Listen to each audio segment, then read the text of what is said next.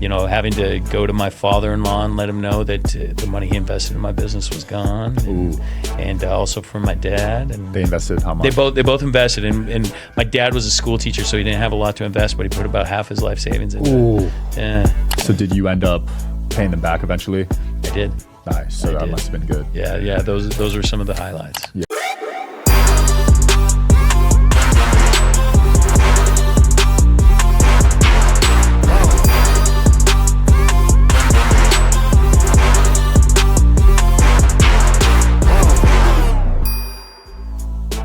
Wherever you guys are watching this show, I would truly appreciate it if you follow or subscribe. It helps a lot with the algorithm. It helps us get bigger and better guests, and it helps us grow the team. Truly means a lot. Thank you guys for supporting, and here's the episode.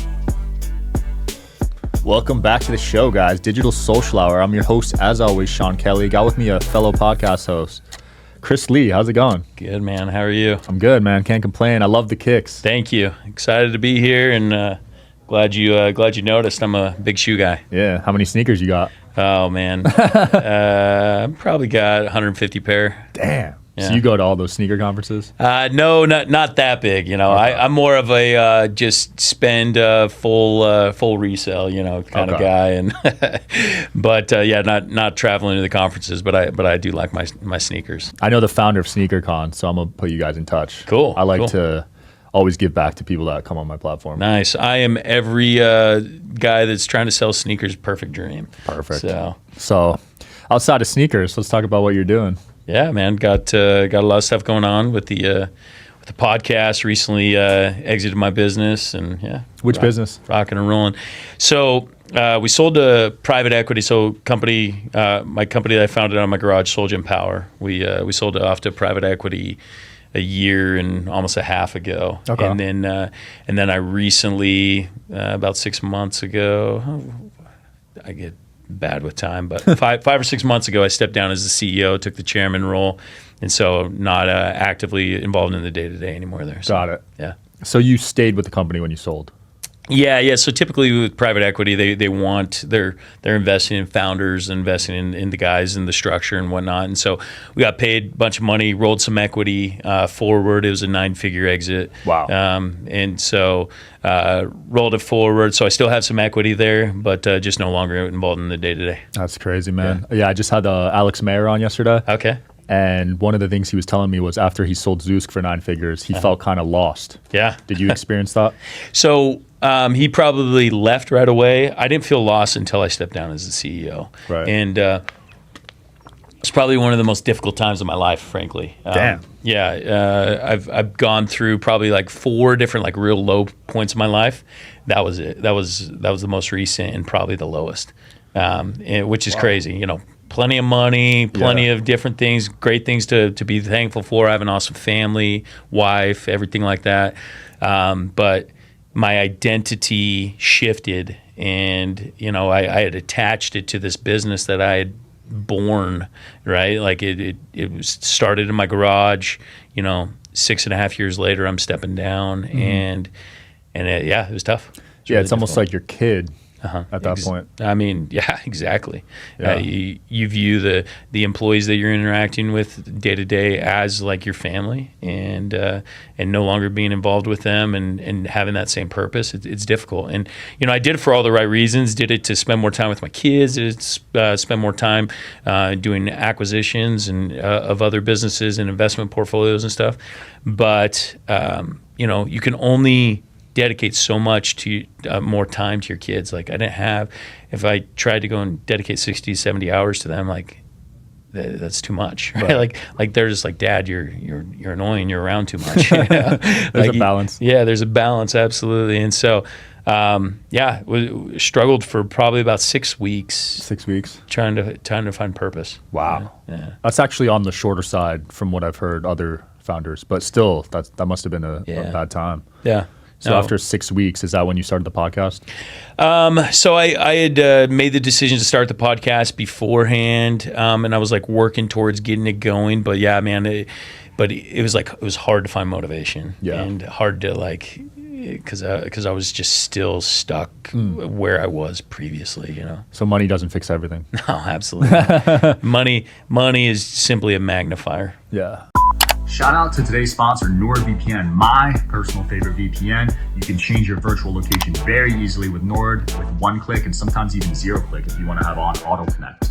It's got amazing speed. It's probably one of the fastest VPNs out there in my experience, and you can use one Nord account on 6 devices to make sure the whole fam's taken care of. You can also use it to avoid price discrimination, so you can see if certain products or services are cheaper in other areas or regions, which I have personally used on flights, and believe it or not, I've saved some money. You can also use it to secure your connection, protect yourself from hackers, especially in public locations like airports, hotels, etc. You can make sure you're safe there. It's supported on every major platform, Windows, Android, iOS, etc. So don't worry about where you can use it. They got you taken care of. You can get an exclusive deal at the link in the description, nordvpn.com/DHS. If you're listening on audio, we will link it in the video. It's risk-free with Nord's 30-day money-back guarantee. Check it out, guys. Yeah. Because you probably couldn't even find out what to spend with all that, you know? You know, and you can only spend so much until it just doesn't become fulfilling, right? A car becomes a car after about a week of driving it. Right. A boat becomes a boat about a week after driving it. Like, you get used to the stuff. Yeah, quick. man. It's like, you know, more watches, more cars doesn't change anything. Yeah. I went through a weird phase. I have 5 watches right now, and I only wear one of them. Right. So it's like, why did I even buy the other 4? Yeah. No, that's exactly right. So I got out of it decently quick, but I like spending money on experiences. Yeah. Travel is like my favorite. Absolutely. Yeah. I'm a big travel guy. My wife is a little bit more difficult.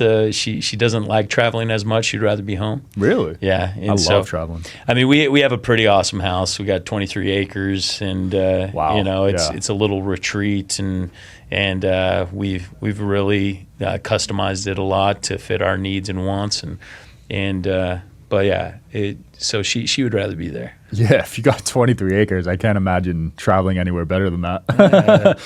Yeah, so we got some cool stuff. Yeah. So you mentioned 3 other low points along your journey. Mm-hmm. Have you ever talked about these points? Yeah. Talked about them for sure. Like my bankruptcy was a big low point in my life. 2011, filed bankruptcy for $2.2 million. Damn. That was after I started my very first business at the age of 24 in 2008. And you know, 2.5 years later, found myself no way out, no way to pay the bills. You know, bad partnerships, bad decision making, a lot of personal choices that I had made to really screw things up, and so, you know, having to go to my father-in-law and let him know that the money he invested in my business was gone, and also from my dad. And they invested how much? They both invested, and my dad was a school teacher, so he didn't have a lot to invest, but he put about half his life savings into it. Yeah. That must have been tough. Yeah, so it was, you know, that was definitely a low point. Yeah. So did you end up paying them back eventually? I did. Nice. So that must have been good. Yeah. Those are some of the highlights. Yeah. So yeah, I would have done the same, because that would have been eating at me if that happened to me, for sure. Yeah. Yeah, your own parents, man. Yeah, that's why I try not to raise money from family. Yep. No, I'm the same way. I steer clear, but you know, I was young and dumb initially, so yeah. No longer do I take on family members as investors. You know, I've done some real estate deals with my dad and stuff, but they're like secure deals. Calculated. But, yeah, real estate's, you're not going to make crazy money. It's more preserving wealth, Yeah. right? Yeah. And you went to Harvard, right? Yeah, so I've done a Harvard program. It's called OPM. It stands for Owner President Management. It's a 3-year program. I'm actually in the middle of it. Just finished year 2. Wow. And so it's a very elite program. They take 160 owners or presidents of businesses throughout the world. They have thousands of applicants that get into it, or that try to get in. It's very awesome. Like, out of the 160 people that are part of my group, probably about 25% of them are billionaires. Holy. Yeah. I never heard of this program. Oh yeah, it's a very elite, very low. Like, they're not advertising it to just anybody. Because when you think of Harvard, you just think of the normal classroom setting. Yeah, no. So there's definitely a classroom aspect to it. So we do what's called case study, which is similar to like an MBA program, right? But you're doing it with this group that has experience, real world experience running, and you have to hit like certain thresholds, like the minimum application, you have to be doing 10 million a year to apply. In revenue? Yeah. Damn. Yeah. And so, but I mean, most the people that get in are doing well over that. One of my roommates from Dubai, love this guy. We became really good friends because we lived together. We lived together for 3 weeks, and you live in this living group, and you eat together, and you study together. You do these case studies together. Wow. He does 3.6 billion What? a year. Holy crap. 3.6 billion.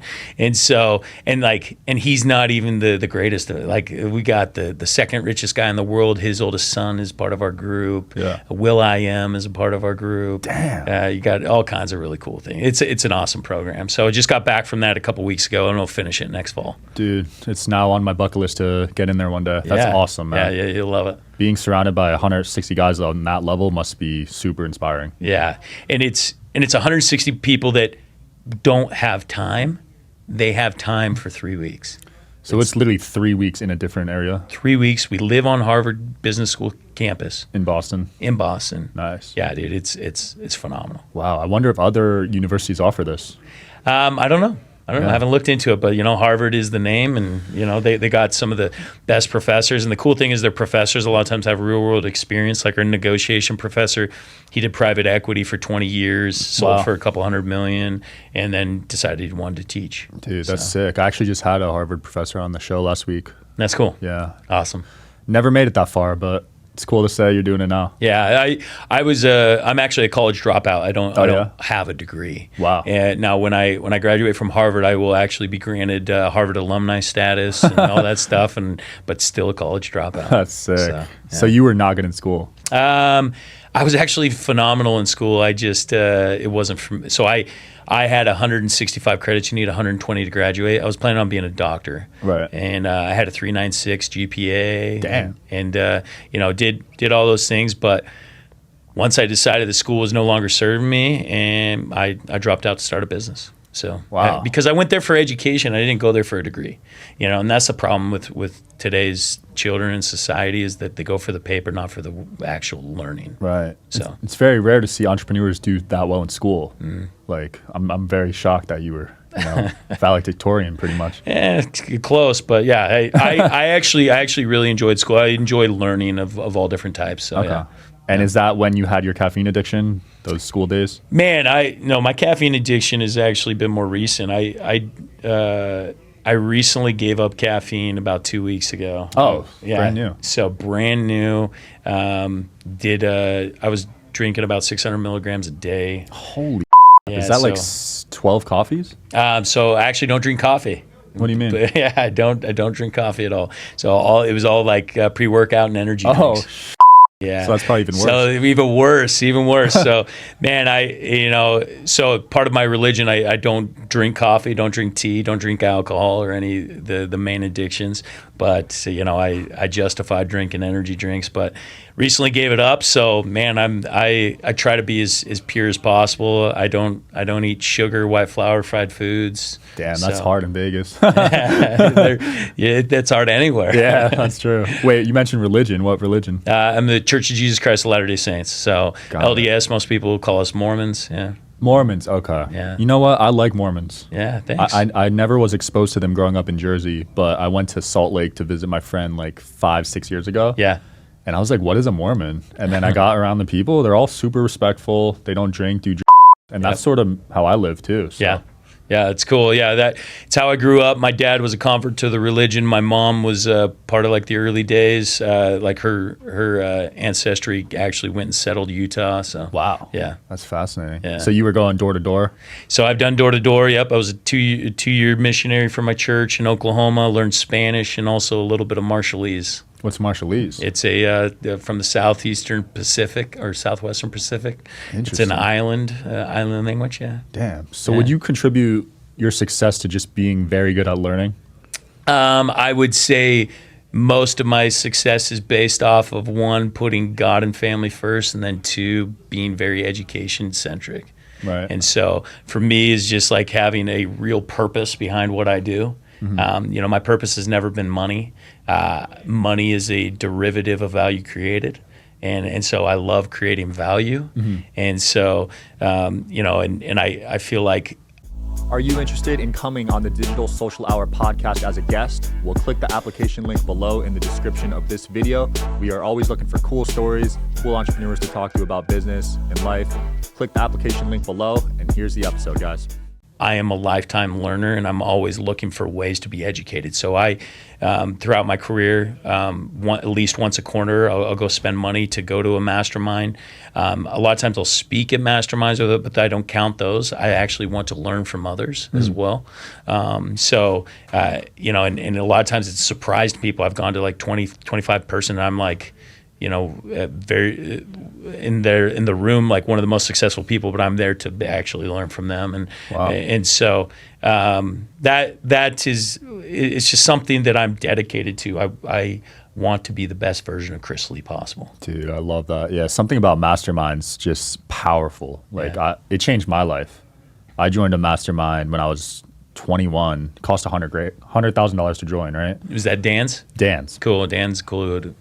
Yeah, solid dude. I'm actually going to his event tonight in San Diego. But, dude, I was 21, spent half the money I had on that mastermind. So I only had $200K back then, and it changed my life. Yeah. And ever since then, I go to at least one mastermind a year. That's awesome.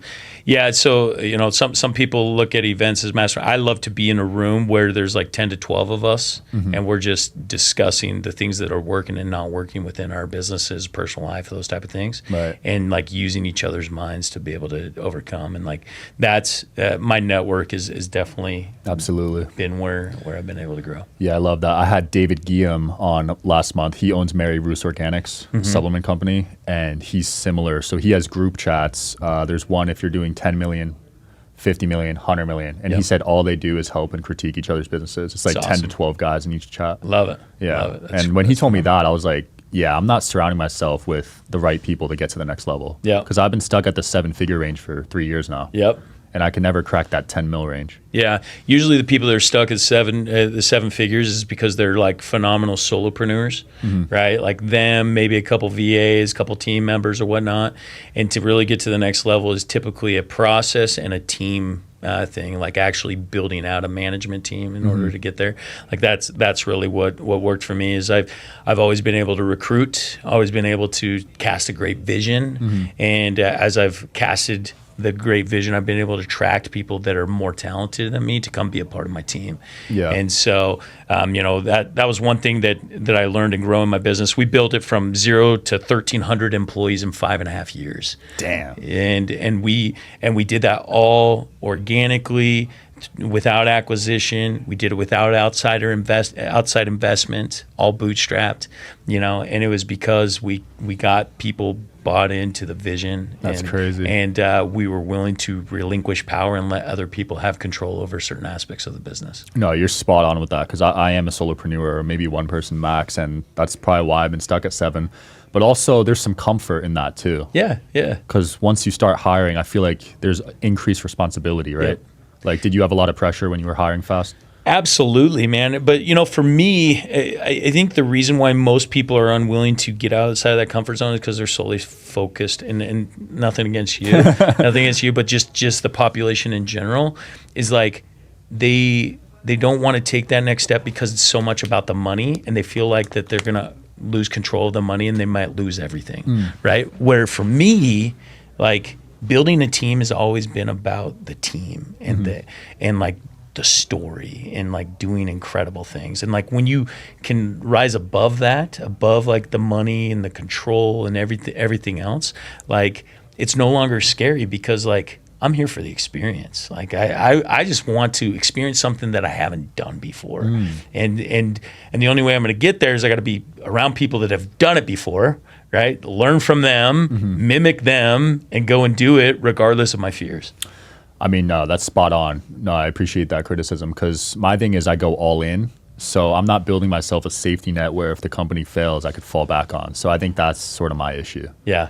Yeah, I go all in, but I'd really see this podcast, taking off. Yeah, man, you've been doing an incredible job building this thing up. That's awesome. If I can get to that next level and put the right team around me, I love your show too, man. You got on some special people. Thank you. And I want to ask about, first, how are you getting these people, networking with them, and who have some have been your favorite guests? Yeah, so the Founder Podcast, for those that aren't following me, it's phenomenal. It's been a phenomenal experience. I launched in June, and all of my people have come organically through my own networking. A lot of people hire outside agencies or whatnot to go and do it. I'm just like, no. For me, this is a networking tool, and if I can't offer value by reaching out and whatnot, then it's not worth it. Mm-hmm. So Grant Cardone, I first got connected with him in 2013. Wow. And a friend of mine had been to one of his small conferences of 30 people and got his personal cell phone number, gave it to me, and I started reaching out to him. Oh, you just cold texted? Yeah, I just cold texted him. and so, I read his book, and in his book, he had a 10X rule. He had talked about always reaching up, and I'm like, dude, this is me reaching up. And I'm like, I'd love to get to know you, love to get to, And so then we just started interacting over the years, and it was just through text messages. I would send him, one of my networking hacks is I will always send a video of myself through text. Interesting. And so that someone can actually see my face, hear my voice, as if without actually having to dedicate a time to be on a call with me. Right. And so that's usually, if I'm going to cold contact somebody, that's how I'm doing it, is with a voice. I'm going to call them by name so they know that this isn't just some random blast text. I'm going to quote something that they're involved in, so it's actually about them. And then I just let them know. I'm like, hey, I just love to, and I don't ask for anything up front. Right. And so over the years with Grant, it was just texting, being involved in things like, hey man, what kind of investments you got available that I can invest in? Because I knew he was raising capital. He was like, oh, how much money you got? And so it was just like, oh, this. And so then, we had built 10 years of a texting relationship, and we had FaceTimed a few times, and other dude never met the guy face to face. And so then it was just like one day when I was launching the podcast, did a video reach out. I was like, hey, Grant, recently exited my business. This is what I'm doing. Love to have you on. He's like, dude, let's do it. Dude, And crazy. so it was just like, the ask was after 10 years of work. 10 years. And Alex Hormozy, I've known Alex for 4 years. We met at a mastermind. We've kept in contact. We do dinner at different masterminds every time that we get together. And so we worked on this relationship. So then going asking for Alex to be on my show, not a big deal, And so like that for me, and then from then, every time I get connected with somebody or reconnected with somebody, I ask them, hey, who else would be a phenomenal guest for my show? Smart. Can you three-way text us on? And then when they three-way text, guess what? I individually text them a video. This is Chris. This is this. Smart. And so, and because of that, man, I've been able to land some phenomenal people. Yeah. I mean, people that are doing big things in the world, and it's been a great run so far. Dude, I love that. 10 years before an ask. I mean, the patience is just insane. Yeah. I play the long game. Most people don't play the long game. Right. I'm 39 years old, and I've had a lot of success in 39 years, but I've also been at it for 20 years. Right. And I will continue to play the long game. I don't need to ask. And one thing I've learned over the years is just never even ask. Always serve, always give, and then they might ask to serve you, and then that's when you can potentially capitalize. And usually, even then, you push it off one more time, and then you ask later. Love that. I always try to give more than I ask. Yeah. And I try to do it at an 80-20% ratio. That's awesome. So that's served me well, man. For real. And there's ways I need to improve. I need to create a better system for the way I network. I don't have an incredible system. I need to spreadsheet it out and see when I've contacted them and whatnot. And I've seen some really cool reels on it. Yeah, I've seen those. Yeah, but that's where I need to improve. No, I love that. And I see your show I think you'll be top 5. Appreciate it. I mean, between the people you have on and your experience, the problem with certain podcasts is the host isn't knowledgeable enough. Right. Well, you've been through the trenches. Yeah. You've built, sold companies. You know, and I think that's what people really want. They want authenticity. They want somebody that's done it. Man, I'll tell you, nothing bugs me more than some self-help guru that is like 22 years old and never done anything. See those every day. Oh my goodness! Dude, it bugs me, and it's just like, and so that's the beauty of what we have is like I've done the work, I've done the effort, I put it in, and so now I'm starting to capitalize on it. Now, how did you train your mindset to think long term? Because in the day of social media, where everything's just such a quick win, it's very hard to think that way. Yeah, man, I always try to remind myself, you know, Thomas Edison didn't find success until he's 67 years old, right? Like after, it was like his just over 1,000 inventions that he had before the light bulb came and hit, you know, and I actually, so there's three entrepreneurs or three American history guys that I have signed documents from and that hang in my office. One is from Thomas Edison because he was the entrepreneur that never gave up, right? And then I have one from Nikola Tesla because he was the dreamer. He always thought bigger and better than everything else. And then George Washington, the freedom fighter. And so I have a signed document from George Washington. And, you know, for me, I try to remind myself, like, dude, Thomas Edison didn't hit until he's 67. Colonel Sanders didn't hit until he was in his 70s. Like, so the rule is later. Like the exceptions, all of us want to base what we do off of exceptions rather than the rules. The rules are success happens later in life after many years of grinding, after throwing roots, and then you see growth, right? The bamboo tree, right? That throws roots down for like, I don't know, 12 months, 2 years, whatever, and then all of a sudden shoots all up in like 30 days. Right. Like that is the standard. That is the rule, not the exception. Like we've got to stop thinking that we're an exception to the rule. We're not. Yeah. We aren't. And the only way that you can become an exception to the rule is live by the rule of success, and then maybe, just maybe, you might get lucky. Right. You know? And so that's for me is like, man, I have rules and principles that I base everything off of, and I don't work for fruit. I work for growth, right? And so fruit is like literal fruit on the end of trees, money, feeling, a result. I don't work for those things. I work to become better every single day. And if I get the fruit, then phenomenal, fantastic, right? And so that's what I always have to remind myself is like, I'm not in this game for fruit. Right. In fact, it's the reason why I love fruit trees. I have 23 acres, 9 acres of cherry trees. Like some years, there's things that happen that are out of my control. The weather damages the cherries, whatever else. Like I can't control that, but I did everything possible to raise that tree right. I fertilized it, I watered it, I sprayed it, I mowed it. I did everything to make sure that tree was able to produce, but it didn't produce fruit in that season. Most people in that scenario, they give up, they chop the tree down in real life, right? Yeah. If I go and I put all this effort into making money and I don't make money, I just chop the tree down and try something different instead of realizing, man, I just became an incredible tree that has the potential to bear fruit. And if I just take care of it one more season, I'm going to get fruit. Man, that's so powerful. You know, and so like that's for me, that's what keeps me motivated is like, I ain't in this for the fruit. I ain't in this for the results. I'm in this to become the best version that Chris Lee can be. And it's not me against Sean. It's not me against Grant Cardone or Alex Hormozy or, you know, because what happens is when you compare against somebody else, right? You either one, you're way overly satisfied because you're like, man, at least I'm not that person. I'm kicking butt. Right. Or you feel unmotivated, man, I wish I was this guy. I have no control or whatnot. Instead of being like, am I better than Chris yesterday? If that's the case, then I'm trending in the right direction. And it's all about trends. Can I be trending in the right direction regardless of the fruit? Right. That's so powerful. And most people, I would say, compare themselves. Yeah. So just to reframe that mindset to just be better than you were yesterday, like Kaizen, is a powerful message. And it's hard to... With social media, it's so easy to compare yourself. You know what I mean? Yeah. So how do you even use social media? I do, unfortunately, and I spend way too much time on there.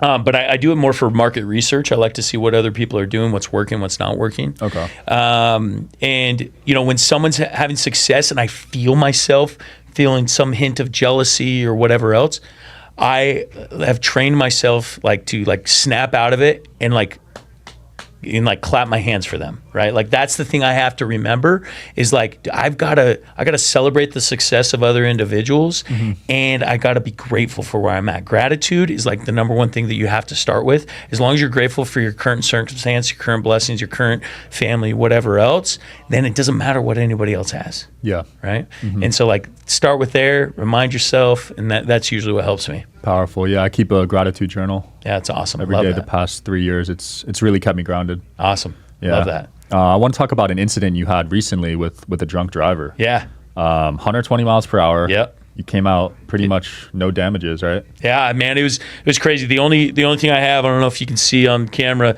little scar right here. That's from an airbag. But yeah, head on with a drunk driver who's coming at me 120 miles an hour. I was driving my Tesla. I had my 2 boys in it. We were coming home from a wrestling tournament on a Saturday at 3 p.m. This guy was blasted, wasted. It was a 2-way road. Had a semi truck coming at me in this lane. I'm going this way. This car gets in my lane, and I see him cross this line of the shoulder, and I had a decision to make, and so I decided to bail off into this farm field because we were kind of out in the country, and we both bailed at the same time. He hit me right here behind my rear view mirror and shredded this part of my door, and then right behind me was completely destroyed. Whoa. If you go on my social media, so Chris Lee QB on Instagram, you can see images of that car. It's just completely demolished, and I had a son in the back. Yeah. Without a seatbelt. Whoa. Yeah, and luckily because it was an electric car, it didn't flip. It turned because it's really weighted in the bottom from the battery, and so it pushed him against the door that didn't get destroyed. And this one was complete, like my wheel axle, everything else is gone behind it. Holy crap. And that car that hit us rolled 4 times. All 3 of them weren't wearing seatbelts. They all walked away. It's crazy. All 3 of these drunk kids. Oh, they were all drunk? All drunk. Jeez. And then my son in the front, we all walked away. Son in the back he had a fat lip and a, he was bleeding a bunch, and I thought like he was in trouble, but it was just a fat lip. And man, we walked away, praise to God. That's so. Do you believe everything happens for a reason? Absolutely. Yeah. So I'm a big believer in Christ, and he's my savior, and definitely religious. And so I think that everything in this life is for our experience. And, I knew after that day that I had something more to finish, some other calling or work to do here on this earth. And so I was preserved in that point, and it's definitely given me a whole new meaning to life. It's actually one of the main motivators that got me to step down as the CEO of my business and take on the chairman role and spend more time with my kids, spend more time doing the things that I love. And Yeah, you realize life is so short, Yeah. Moments like that. You see people in their 30s, 40s passing away from cancer. Yeah, it's crazy. And you're like, wow, you never know when your time's up. Yeah, I mean, literally,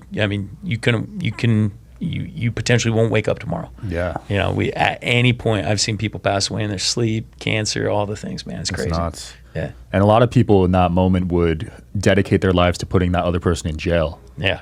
But did you even care about that? No. Yeah. In fact, like I don't know if I even know the guy's name. I think the DA is trying to press charges against him because one of the passengers was injured. And so they're pressing for that passenger. Got it. But you think about a situation. Actually, I was just talking about Bradley about this situation like this. You think you're going to be angry, man. I was absent of anger, and and I can be very angry. I'm not a nice person a lot of times in scenarios like this, but like that scenario, I was just initially in a little bit of shock, and then just so grateful to be alive. Wow. So grateful that my kids were there with me, and that like I had another chance. Beautiful. Yeah. I love that, Chris. It's been a great episode. Anything you want to close off with or promote? Man, I just say appreciate it. Thanks for having me on. Absolutely. So. Thanks for watching, guys. I hope you got inspired from that, learned something new. And as always, I'll see you next time. Peace.